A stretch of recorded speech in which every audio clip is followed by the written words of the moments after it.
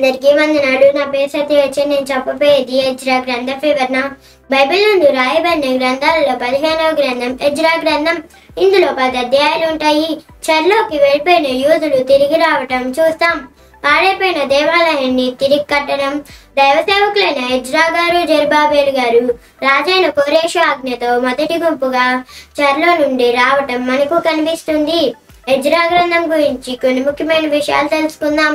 రాజైన కోరేషు ఆజ్ఞ, చెరలో నుండి మొదటి గుంపుగా యెరూషలేమునకు రావటం, పాడైపోయిన దేవాలయాన్ని తిరిగి కట్టడం ప్రారంభం, దేవాలయాన్ని కట్టవద్దని అడ్డగించడం, ఆపేయడం, హగ్గయి గారు, జకరియా గారు వాక్యం చెప్పడం, వాక్యంతో పని ప్రారంభించిన ప్రజలు, పనిని ఆపవద్దని ఆజ్ఞ ఇచ్చిన రాజైన దర్యావేషు, దేవాలయం పూర్తి చేయుట, ఎజ్రా దేవుణ్ణి స్తుతించుట, ఎజ్రా నాయకత్వంలో ప్రజలు.